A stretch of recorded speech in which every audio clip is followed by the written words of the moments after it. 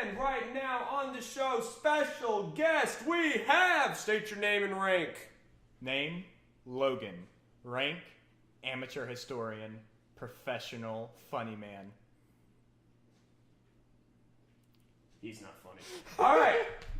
So, yeah, got my bro Logan here. He is a bro. I'm a bro for now. And we are going to discuss. That's why this video is called Two Bros Discuss. So, yeah, this is Logano. He's a friend of mine, buddy. And ladies, he's single. And gents, he's single. So, Logan, why are we making this video? What did we just do? We went to see Captain Marvel. We see Captain Marvel. It's a movie. I probably got some trailer footage on screen right now. Maybe it's on there. And it's in the Marvel movies. What, 21? 21 movies, this Marvel Cinematic Universe? I think they're in the 20s It's a whole shish kebab, what, stage 17? Phase 3. Phase 3. Oh, they call them phases. Yeah, so you've probably already seen like 47 reviews of this movie, so we're gonna like review it real fast before we like discuss. This is like spoiler-free assessment. We're just assessing this film as a piece of entertainment that you pay for. So if you're going to the movie theater, you're paying, what do tickets cost? How much do I pay for this? $17. Tickets do not cost $17. For both of ours. Okay, well, all right. That's all right. So what? Like, what's that? I don't math. What is that? Something like $8.50 bucks. Yeah, something like $8. I think $8.50 I think $8.50 is reasonable. Obviously, it depends on your location. I don't know where you live, strangers. I don't know anything about you. You're part of what you're paying for is the experience. But this is definitely probably better than the average movie you see at the theater. Obviously, you shouldn't really trust scores that you hear from a purchase, but I'd probably give it a 6, maybe a 7. Yeah, I'm definitely feeling possibly a 7. This is my second time watching it. Yeah, you saw it on opening night because you're a try-hard boy. Mm-hmm. Yeah, first time I saw it, I was like, it didn't knock my socks off, but it's a good movie. It was a 6. Second time, I kind of had my expectations a little more tailored to what was going to be in the film, and I was pretty satisfied. I think that's one thing. I think the trailers didn't do a particularly good job at showing off what this movie was. Mostly because this movie is kind of weird in a good way, but it's definitely entertaining. I'd say it's somewhere I'd compare it to it's kind of equivalent to say, what's the DC movie with the Amazon? What's her name? Wonder Woman. Wonder Woman, yes. Wonder Woman. It's maybe a little better than Wonder Woman. Mm-hmm. Probably equivalent to maybe a little less good than. It's somewhere in between Doctor Strange and Black Panther. It's nowhere close to as good as Black Panther. Black Panther's an 8. All right. So, but let's see. This is a weird reason because most of y'all out there won't be seeing Captain Marvel because it's just a movie to go see, be entertaining. You're going to see Captain Marvel because this movie is being pitched I would say that the actual, advertisement for this movie didn't occur in a trailer. The actual advertisement of this movie was in spoilers during the, again, we're now in full spoilers discussion mode. This is all about MCU and such. The real reason people are seeing this movie is because she was hinted at the end of Infinity War. That's right. The I believe final post-credit scene for Infinity War. Yes, we see Nick Fury. He hits the pager. Yes, he hits the pager as he watches Maria Hill fade away. And he fades away. Then he proceeds to fade away. Rest in power. The message gets out in time. Yeah. And of course, this is the incident that Nick Fury deems worthy of Captain Marvel. Chitauri invasion? Nah. Ultron gonna obliterate? Nah. This is. I mean, I guess maybe Hydra going to assassinate all major world leaders. I guess maybe Nick Fury's dying and he's like, well, I just want to push this button once in my life. So, yeah, this movie is probably going to be the shortest time in between Marvel movies. Because this movie came out in like early March. Month and a half before Endgame. And obviously that's what we all want to see. That's what I want to see. I am very hyped for Endgame. I really like Infinity War. Hopefully after Endgame I will not have to... Alright, let's talk about Marvel fatigue. Again, this is the 21st movie in this whole thingamajigger. Starting with Iron Man back in 2008 when we were like... we were all so starved for, some good superhero movies. Did you see Iron Man in theaters? I did. Yeah. I don't think I did. I remember going with my mom and brother. Yeah, in like the first weekend it came out. It's a really good thing that movie is good. Because that movie wasn't good today. Yeah. Oh yeah. He's got an Iron Man shirt. Totally unplanned, right? So I think superhero fatigue is something that's been discussed a lot. I think it's going to occur for everyone at different times. I think it is starting to go on. We kind of hit the X-Men movies are kind of getting worse and worse. Apocalypse was pretty bad. Are they though? Isn't it just cyclical at this point with the X-Men? I mean, the Last Stand came out about 10 years ago, and it was critically panned, and then First Class was good. I mean, I really enjoy. It's a more chaotic life cycle for those films. Yeah, X-Men is a weird franchise. Well, why are we talking about X-Men? DC is doing its own weird. Wait, did you see Aquaman? Did we ever talk about Aquaman? I never saw Aquaman actually. Yeah, I meant to. Apparently, it was good. All right, listen. Logan loved superhero movies. When I met this man, he wouldn't shut up about Logan, not. Logan, but the film. Logan wouldn't shut up about Logan. Yeah, it was actually. It was really a few annoying. months before it came out, and he was so hyped. I had been following it. Yeah, read the reports that said that there was another lone Wolverine movie in the works, and that this one was going to be kind of set in the future, and it was going to to be dark, and it was going to loosely that movie follow. Ended up being like the best film in 2017, kind of sort of. But it's my favorite superhero film. So superhero films have been dominant for a long time as a genre. Mm-hmm. They've already had parodies come out of them, or baroques like Deadpool, more dark deconstructionist series, whatever term you want to use, demythalization, as Nerd Writer would say. Things like Logan have come out. But Into the Spider-Verse now. Into the Spider-Verse kind of had a lot of deconstructionist themes. On the whole, fandom genre evolution is going on. So, for me, Doctor Strange was the film of all these Marvel movies where I went out of the theater saying, yeah, it was a movie. Not really a knock against Doctor Strange. It was really very enjoyable film. Probably same enjoyment level as this, like a 6. Yeah. Perfectly mediocre, better than average action film, good thing to put on, great fun time. visuals, Inspired visuals. Best thing about that film, definitively.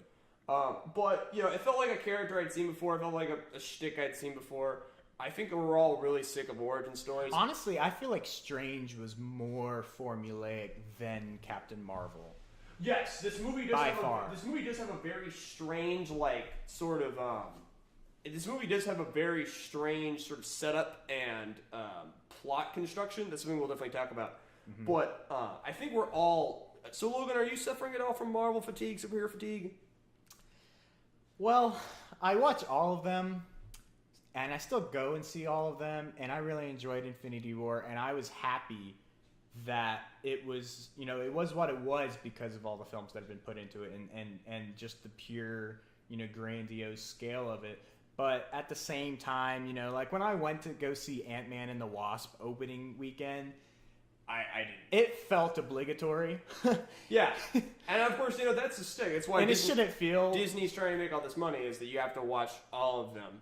Which, don't watch all of them. Don't go see Ant-Man and the Wasp.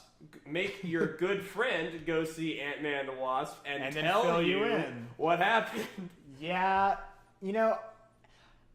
The thing about the Marvel ones, though, is that, even the worst ones are still, like you said, it's still enjoyable movies. Oh yeah, with wait, good I totally visuals and forgot. great actors. I was gonna say that, like, you saw Justice League. So this is how much this guy loves superhero movies. This guy went to see Justice League in theaters, knowing it was gonna suck. Did it suck? It sucked. Yep. I'm just gonna go out there and say it. People have mixed opinions about Justice League. I don't. I remember when Avengers came out in like 2012, and I remember like the one thing I always said about Avengers. I was like, the worst thing about this movie is it would have been 10 times better if it was Justice League. Little did we know. Oh man. Anyway, enough about DC. So my point with this is, I actually thought the trailers to this movie were really weak. I thought that there was like some lines, things she said in them, which I don't think were even in the film, that sounded really lame. Yeah, the dialogue was just kind of weird, kind of flat in the trailers. But not so much in the film, like you said. No, the film is definitely better than the trailers. Not a lot better, but it's better. Yeah, and it's better that way. But we mostly saw this film because we wanted to understand what was going to happen in in-game. Naturally. And, consumer, that's not particularly good for the consumer, but it's a really brilliant, genius move for Disney and Marvel to make. So, this movie, it's kind of an inherently terrible idea, I think. What I mean by that is that, okay, so think about it. We have Infinity War, which the whole appeal of Infinity War was the setup. We've had all of this setup, and there were like no new characters in Infinity War besides like the Thanos minions, but they were just there to fight. Most of the characters in Infinity War were just there to fight, to be honest, like Captain America. But audience applause moment. Yeah, the whole point of Infinity War was the build-up. And then in-game is even more build-up, where in-game is going to be conclusion. And in-game is where all of these threads are going to get wrapped up, and a lot of characters are going to die, and a lot of contracts are going to expire, and Robert Downey Jr. and Chris Evans will finally be liberated from this, and Chris Evans will probably go off and make some really beautiful Oscar bait films, and Robert Downey Jr. is going to buy an island somewhere. And Chris Hemsworth will probably make nothing of significance in his entire career. Have you ever seen a Chris Hemsworth film outside of the Avengers? I don't think I have. Yeah, they're...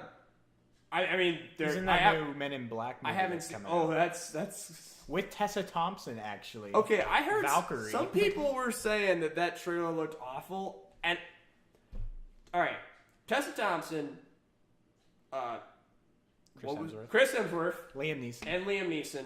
That's the sexiest trio in the history of the world. Can we just agree with that across the board? Sexiest trio. That's. Focus, Wyatt. Anyway, so in-game is all about conclusion, but now we have Captain Marvel being introduced as like a new character, and the way they're setting up Captain Marvel, would you say she's the most powerful member of the Avengers we've seen yet? I don't know. I don't know if she's certainly stronger comparable than to Thor, and she's not comparable to Strange. I think Thor. See, the thing, Strange has like the most utility, and I think Thor and the Hulk probably have the most brute power. Right. She has a lot of mobility, and she's probably faster than Thor. Probably a bit faster. I'm not sure if she's stronger or more durable. The film does not. She only spends like 5 minutes of the film in full powered up mode, so it's not clear. But anyway. She is being set up as the hero who's going to come in and beat Thanos. She is, Infinity War presents a problem, and the framing of the film is that Captain Marvel is the solution to that problem. And that's really freaking lame, because we don't want to see the problem be solved by some outside savior character. We want to see the problem be solved by our heroes overcoming the... Yeah, I like to think the Russos are better writers than that. This isn't going to happen. I don't think that Captain Marvel is just going to show up and beat the crap out of Thanos, and that's going to be the film. That's antithetical to the whole point of all the Avengers movies. But that's what was wrong with Justice League, or one of the things wrong with Justice League, in my opinion, was that the characters are almost rendered moot by Steppenwolf there at the end, until Superman decides to, return to the fray. He decides to swoop in quite literally and save the day. Superman too strong. And you can have like an OP, like Super Saiyan character and have them compliment By each the other. way, this man has no idea what the word Super Saiyan means. He's never seen Dragon Ball his entire life. He's a total phony. I used it correctly, thank you very much. But Captain Marvel's powers, she is just a Dragon Ball character. Like, she flies, and she shoots energy, and she punches hard, and she doesn't die when you do things to her that should make a person die. It's not the most interesting power set. But it doesn't really need to be. I'm not blaming it. I think we need someone in the Avengers that is a Dragon Ball character. We need more like strong, like, we can't just have All Thor. Right. So that's my point. This movie is in a very weird spot where, from an objective storytelling standpoint, it would probably be better if it didn't exist. And it's probably just being jammed in there to sell more tickets and maybe to introduce, maybe Captain Marvel will have a place in the universe. It is Phase strange 4. that they didn't take the approach like with Black Panther and Spider-Man in the MCU. They introduced them in an ensemble movie, and then we got to see their solo flicks not as origin films, but more of Because origin Homecoming films are terrible. Yeah, Homecoming is ostensibly sort of not the origin film because we've seen Spider-Man. But it's a growing up film. It's a coming of age film. Yeah, it's still and the same thing kind of with Black Panther. It's not his origin, but it's still him having character development. Yeah, it's him solidifying his place in this universe. This film has to do a lot of work. It has to introduce his character. It has to show us what her weakness is. It has to have her overcoming her weakness and growing into her hero self. And that is executed. Okay. Before we start talking about the problems of this film, best thing about Captain Marvel, the character, is that Brie Larson is very hot. It's a great aesthetic. She's got great blonde hair. It's a good costume. She looks cool. Would you say she delivers them the cool? Yeah. Her powers aren't. She's beautiful, I would say that, and she she has that great action movie presence. She's when she hits something, it looks like she hits something. Yeah, she's enthused. She's very passionate. She's always trying 110%. I really like her military background. I don't really think she's. There's no rabid anger or fighting stare. It's a competent action movie presence. I wouldn't call it a 10 out of 10 action movie presence. But that's not what I said. I think Brie Larson did. I think all of her lines were delivered as well as you'd think she could. I have no. Yeah, her performance was more than fine. It was great. Her and Nick Fury, that was a cool dynamic. Okay, Nick Fury is by far the best part of this entire movie. Samuel L. Jackson with 2 eyes is and hair, an American hero. He's funny. So. All right, one thing that's arguably pretty good about Captain Marvel is one thing I think she lacks personality is she doesn't have a lot of humor. They kind of tried to give her a little humor at the beginning of the movie, but she doesn't have a lot of humor. But that's kind of good because Marvel is kind of known for their jokester heroes, and a lot of people are kind of sick of it. She's kind of easygoing almost in a way. It's not. She's not quippy, but she's just kind of shrugs her shoulders. She's kind of. This is one of the problems of the film is she has a kind of nebulous. Good guy character, but she's sort of she is pitched as this sort of free spirit but disciplined borderline rogue soldier willing to go off the rails, off mission, defy orders to get the job done. Yeah. And I mean, her superior officer in the beginning is telling her you've got to keep your emotions in check. Yeah, we'll get back to that guy. I want to talk about that Jude guy. Law. I forget his name. Okay. Let's just go into it. I don't know that character's name. That was a serious problem. All right. Yeah. So at the beginning of this film, she is a soldier in this squad of soldiers. All right. Okay. A special elite unit. Controversial opinion. I think there's a lot of people in filmmaking that see a scene where there's a bunch of ensemble characters and they all you hear all of their names and they're all introduced one after another. And they think that's bad. And I understand why they think that's bad because it kind of looks very, artificial, looks very produced, we're introducing these characters for the audience.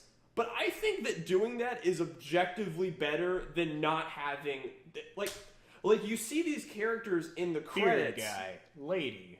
Yeah, and Sword you guy. see that they had names, but like the blue dude and the sword dude, I don't think we ever heard their name or their names in the film. Like, we heard In the the lady's beginning, name. I think they're speaking. Well, yeah, she was Minerva. Minerva. We hear her name. Because that's mentioned a couple times. Yeah, they say her name, but like plus it's sort of a notable name. I forget, but I'm pretty sure And they it's not that, mentioned like, the dude. that doesn't guarantee what their names are going to be. But like, did they ever say that dude's name? The commanding officer, yes. They at one point, I caught it this time. This is my second watch. First watch, I had no clue what this guy's name. I was just calling him Jude Law. It might be that its name is very garbled, like alien name, and it's like not very Von catchy. Jar or something. Yeah. Or So the point is that this is the main antagonist of this entire film, and we don't remember what his name is. That's not good. Marvel movies are kind of known for their weak antagonists before Thanos and what was the name of the Michael B. Jordan in Killmonger. Oh yeah, yeah. The name's so bad that they only said it like 2 times the entire movie because that's a terror. Killmonger is a terror. You remember what the Skrull's name is, though, right? Ben Mendelsohn's character. Talos. Yeah. He's a bro. He's cool. I actually like the Skrulls in this movie. I kind of like their design. It's almost like it's so bad it's good. Like, it's so generic alien elf that it, like, actually kind of works. Alright. That dude had marbles in his mouth. Like, they distorted his voice. Like his Talos? voice. Yeah, his voice. He was sometimes kind of hard to understand. Like, it sounded like he had something in his mouth. I think they were trying to cover up the voice of that actor. Because actually watching it a second time... Is that like an actor I would know? Is that a... Director Krennic from Rogue One. Oh, that's that Yeah, guy. he's like a generic bad guy a lot, and so I was kind of actually happy the first time I watched this. I'm like, he's actually a good guy. You know. I also like how it's not scrolls like Scroll. Is that how you spell scroll? But it's like scrolls SRK. Wait, SKRUL. I'm very smart, but I'm a level with you guys. I can't spell worth shit. It's scrolls. Also, there's of course, if you want it, if you're looking for it, you know, there's kind of some symbolism there of like the scrolls and the Kree, you know, like refugees being terrorists, terrorists being refugees, and then the Kree are like this very hierarchical, kind of collectivized, like genocidal race, imperial race. I think the Kree... For the good of all Kree. They don't get enough development to be interesting. No, absolutely. I think it's kind of weird how cursory, like, it's political.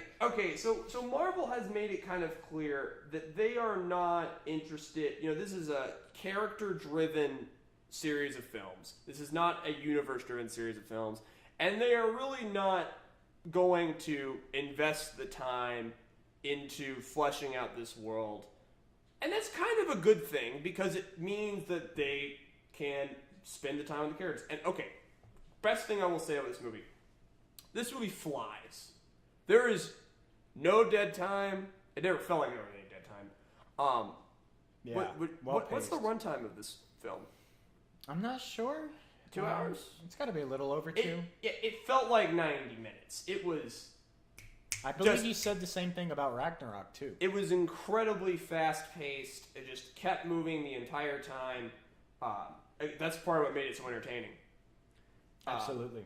I feel the slowest the movie gets is right when we get the Skrull reveal and her reveal, like there in Louisiana. I didn't think that was that bad because it was just like... That's necessary. It's necessary payoff and exposition and... I mean, maybe just because this is my second time, you know. Okay, what's your opinion on that child actor who played the little girl? She is definitely putting her all into it. She was kind of awkward at the beginning, but by the end I thought she was really good. They're setting her up to be a future hero. That character in the comics is actually a Captain Marvel-esque character. I did think that we were getting a little like Not so subtle hint of Yeah, foreshadowing. It's like, there was you may getting fly some- out there one day. There was getting some like well, because it's really great because this movie is set in 95, so now in the timeline of like 2018, 2019, when Endgame is set, she would be like Old enough to be a superhero. Like 25, 26, Yeah. 24. Yeah. She's like what, 11? 9? She's like That's- 9 at the If she's 9, then she'd be what, like 20? She'd be in her 30s, right? That was 24 years ago. I don't know how time works. I think they're gonna 30s. kind of And explain a that. strong black woman is a character. Yeah, Maria Rambo's her name. Yeah, She's a great character. I thought her. Yeah, she was really cool. Very organic friendship between her and Marvel. definitely. She wasn't in the film a lot, and I actually thought that she should have been a little more angry and histrionic at her friend because She I mean, gotta her hold friend's it been- together. I mean, her friend's been dead for 6 years. Yeah. She buried her, went to the funeral, got over it, and now suddenly Carol Danvers is okay. She So- comes back with like this alien plot. This film tells its story in a very sort of roundabout way, where we start off, our character got weird memory problems. She looks like she was on some weird planet. No, actually, she was just on a beach. But, and she's a Kree soldier. Let's talk about the Kree. So, this movie kind of like expects you to have not paid a bunch of attention to Guardians of the Galaxy, because Ronan, the main villain, Ronan the Accuser, the main villain of Guardians of the Galaxy, is a side character in this film. Minor role, and minus the war paint. minus the war paint, which I actually thought made him look way less cool and more. That's what people on Reddit were saying. It's I was- like this is just a blue dude He's just blue. with an axe I'm blue. or hammer.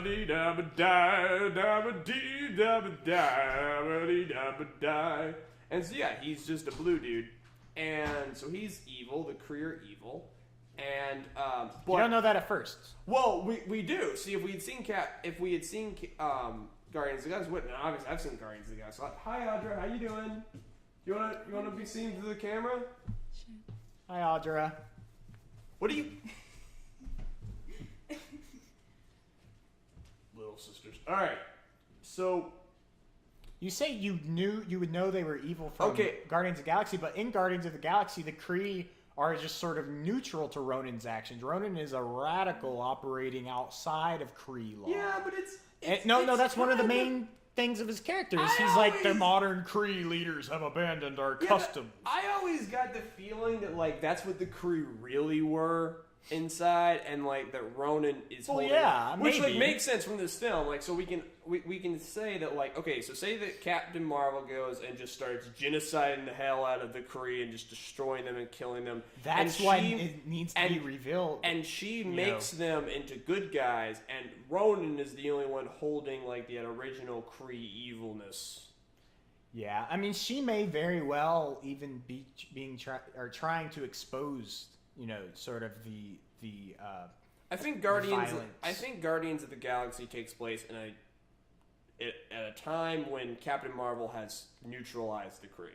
I think that's pretty easy to. So we see on Xandar that there is Yeah, a so- tenuous peace between so that- the Nova and the Kree. Okay, so let's go back to those names. There's still some animosity. Nova, Xandar. Still a Cold War. So when I heard the name Kree in the movie, I was like, Kree. That's a name I've heard before, but it's like, I'm like, is that? Which ones are they again? I was like, was that the Xandar people? So I kind of got Those are them the confused. Nova Corps.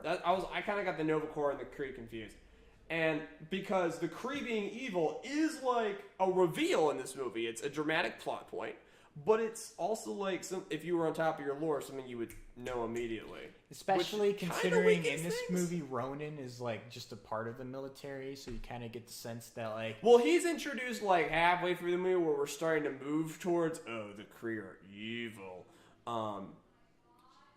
But I don't think the Kree and Guardians of the Galaxy are evil. I think the they're Kree we see in complacent. Guardians. I think the Kree we see in Guardians is kind of a pretty different civilization. They're complacent to Ronan, who is evil. Yeah. Who is perhaps embodying a lot of Kree-like I'd say feelings. that probably that they're like, oh, we don't, we can't control Ronan. We're not telling him what to do. Meanwhile, like on the table, like, hey, Ronan, take these like supplies. Right. Okay, Sort of wait, all looking the other right. way. Honestly, us digging into the political implications of Marvel's extended universe is giving them too much credit. So let's talk about this movie. So yeah.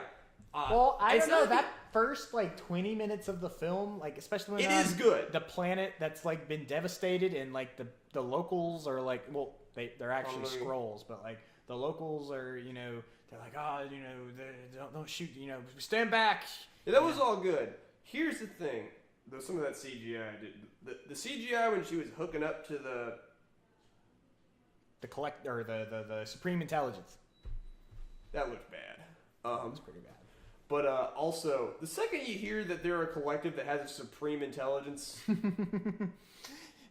not good, guys. Right, yeah. When is the supreme intelligence ever benign? It's like, we entrusted our entire it's also interstellar dumb, civilization to if a you AI. lose, are you allowed to be called the supreme intelligence?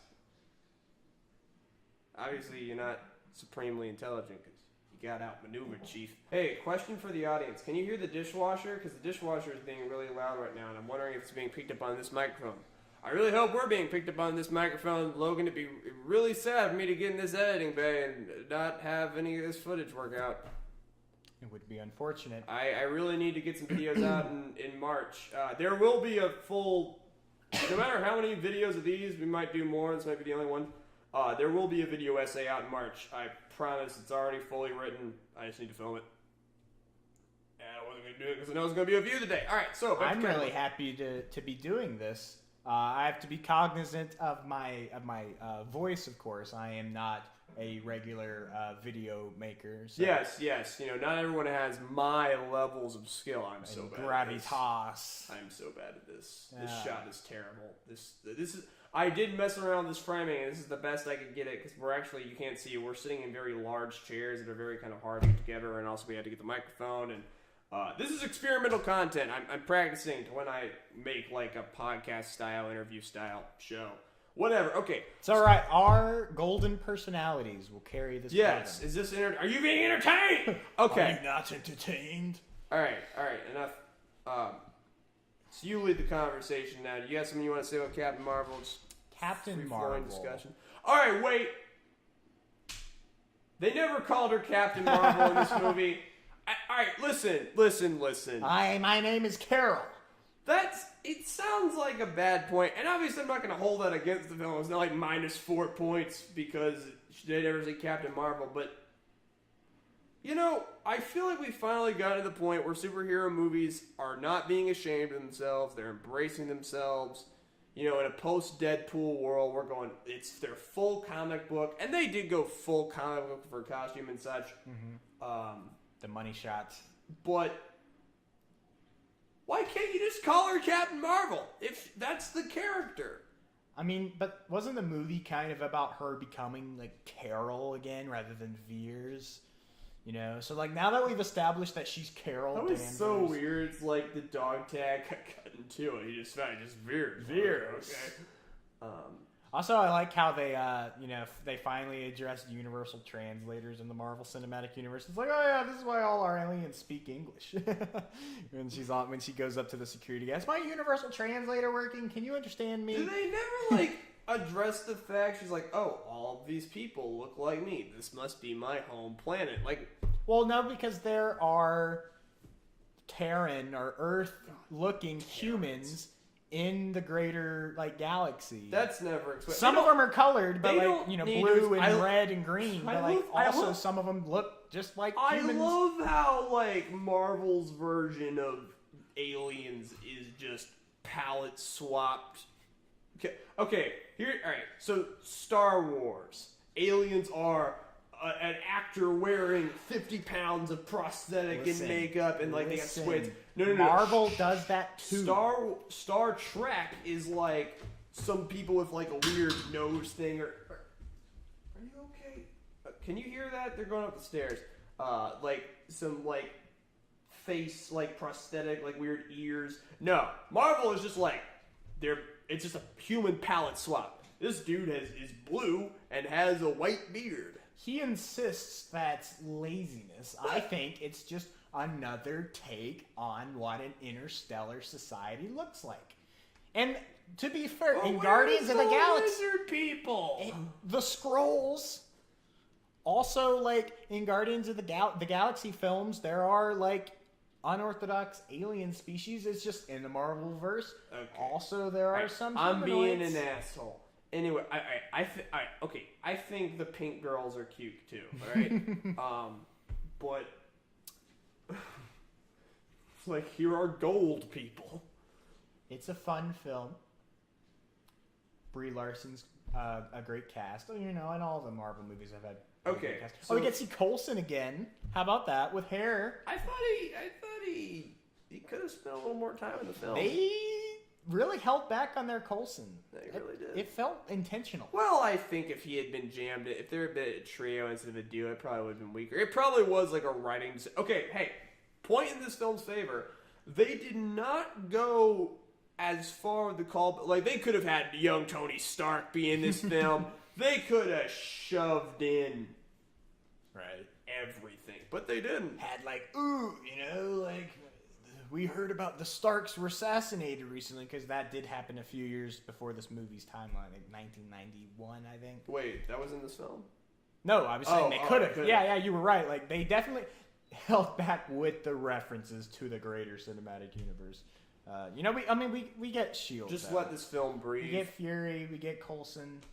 Yeah. We get how Fury lost his eye in the most needlessly dumb way possible. I mean, isn't that kind of nice, though? It's like everyone thinks, like, oh, he's going to be some badass encounter. And then it's like, nah. That was good. It was like, is it true that is it true that the Kree burnt out your eye? Kree burnt out your eye. You want to tell him the Tesseract is, I will not confirm nor deny. And Colton's just like, oh, you badass. Like, no, he got scratched by a cat. See, that whole scene with Coulson, that made it better, but I think the inherent, like, he got scratched by a cat, I was kind of like, I don't know. I think Nick Fury could have been a little more badass in this film. I think he could have gotten more of a hero pop.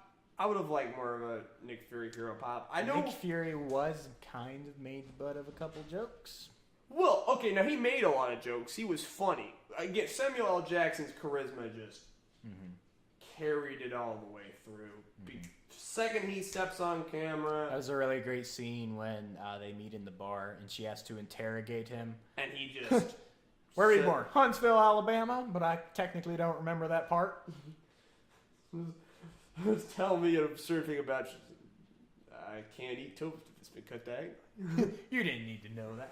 That's a good scene. Like both these actors are having fun. You know, this is a charismatic moment. I think Captain Marvel is a little white toast for me, and that's my big complaint. You know, like what? All right, so here's a criticism of this film. So recently, people have probably coined this term and coined different terms. There's what I call a growth check. And that is, you know, a character has an arc. A character has to be different at the end of the film than they have at the beginning of the film, unless it's a film like Nightcrawler where he's not different, and that's the point. But in traditional cinema, characters got to go through an arc. They got to be different. And there needs to be a point at the third act of the climax film where we check to see if they're different. So, in Mad Max Fury Road, at the end of the film, Max tells Furiosa his name. That's not something he would do at the beginning of the film. He has changed. He's different. She doesn't really have a... Do you think she has a... What? Like, how is she... other than the fact that she has her past back, she has her purpose back, is she different? It's not so much metaphorical for her because she's more powerful, like, physically, than she is at the beginning of the film. I think that her arc is that she... Okay, so... At the beginning of the film, they're like, you need to learn to control your emotions. But what she really learns to is to believe in herself and to stop holding back.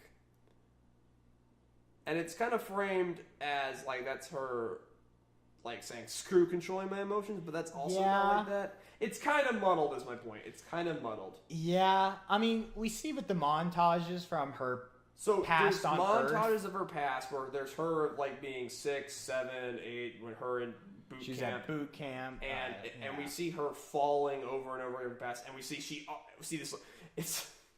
It's kind of silly how badass they're trying to make this little girl, but we always see she we just always see the gets up, like get up on the beach, and like, she's it's so like determined. hey, girl power. Hey, listen, I am all for violent power for women. That's like my thing. It's definitive proof. It's definitive. You know, like it's violent women are better than. It's a great, you know, like montage. It achieves what it wants to. Yeah, well, it proves that this is who she is. She's a person who always gets back up. But yeah, like. But that's not exactly the great. Yeah, she hasn't necessarily. That's changed. a sort of generic hero characterization of a person who always gets back up. Yeah, yeah. I guess at the end of this film, she has purpose. She's gonna go off and kill a civilization. That's peaceful. That's heroic. Yeah. It was pretty funny. She's gonna get revenge when she's knocking out the Kree like starfighters there at the end, and she like goes through one, and she's like woohoo, and I'm just like, you're killing dozens of people. There could be tens of thousands of people on that. Oh yeah, and then she takes out the big cruiser. Who knows? And then she just stares down Ronan, and he just hard back down. Yeah, that's the thing about the movie, is that it ends with like it ends because like she became too powerful for any of the antagonists to deal with.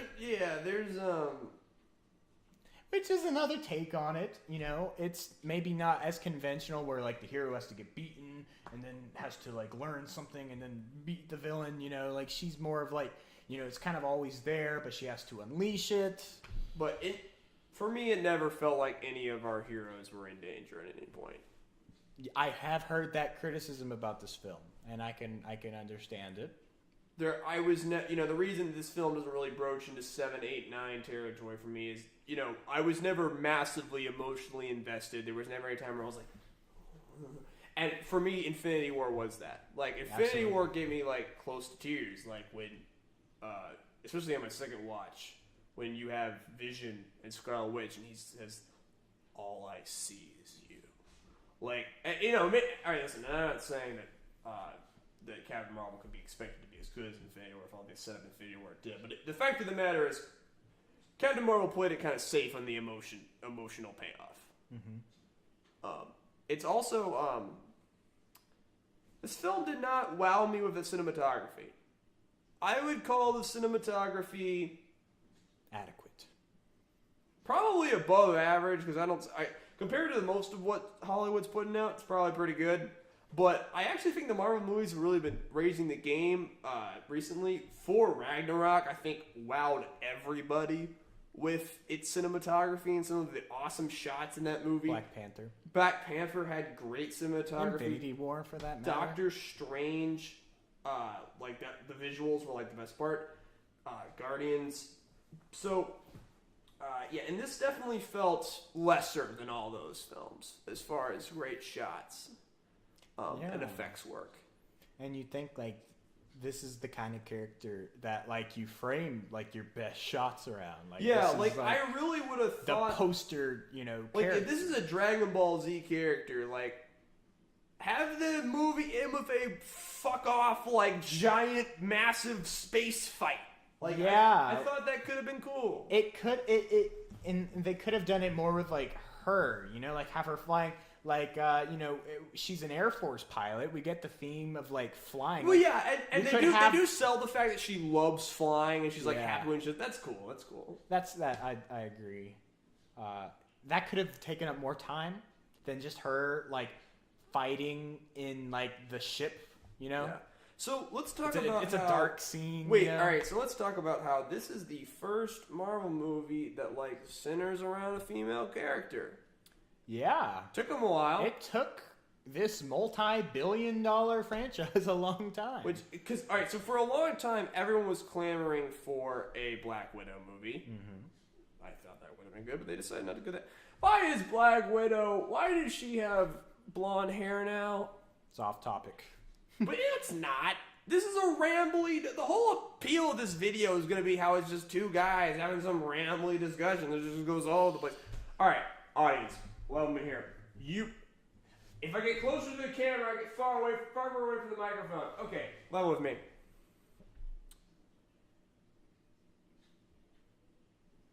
My mind broke. Black Widow's blonde wig does not look as good as like Scarlet or even brown hair. Scarlett Johansson. I mean, she looks powerful and she looks tough, but I mean, I think she always has.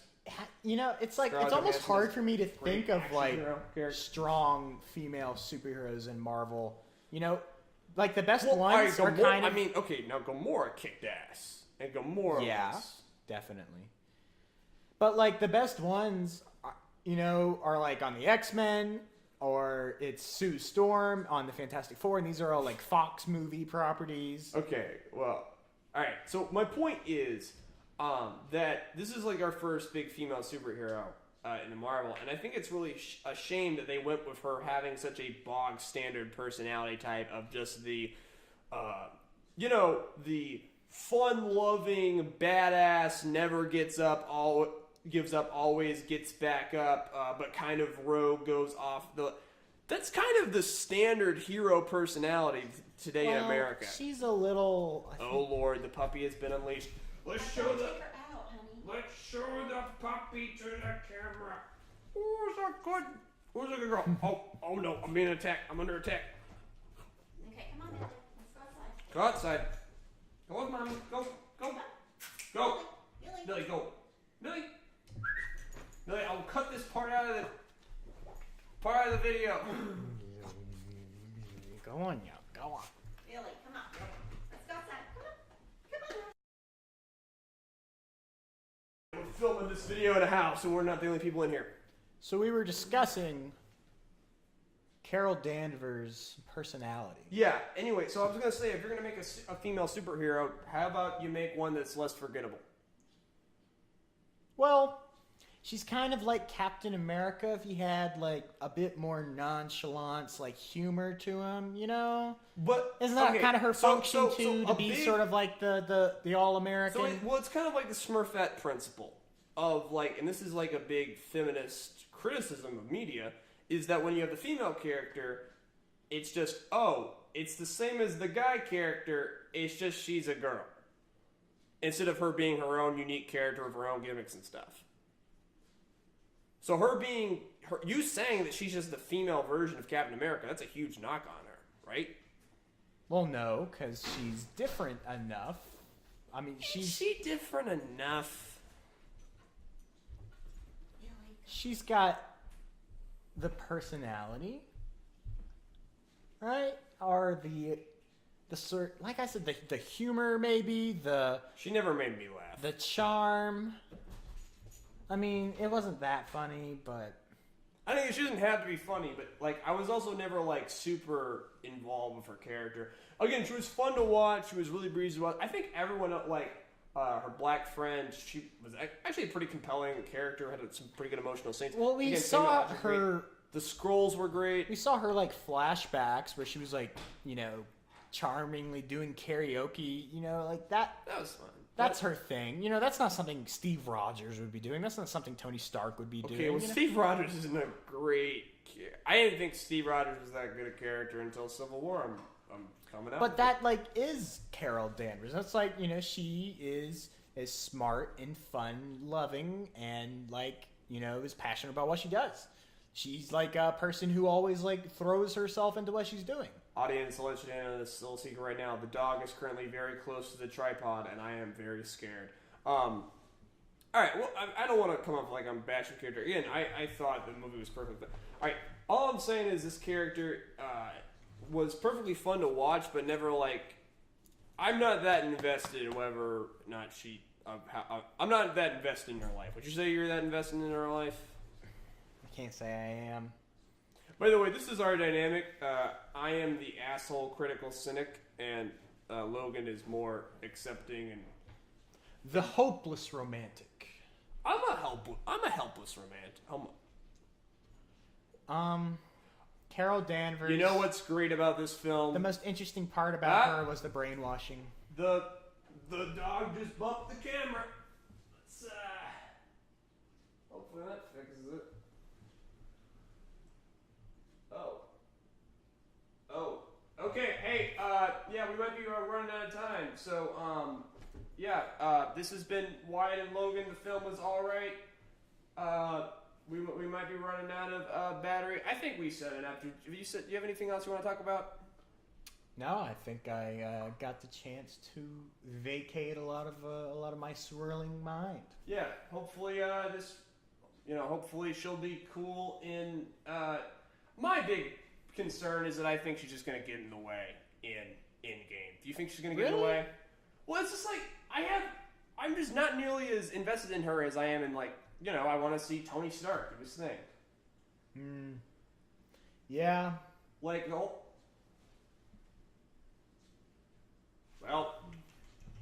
that's that.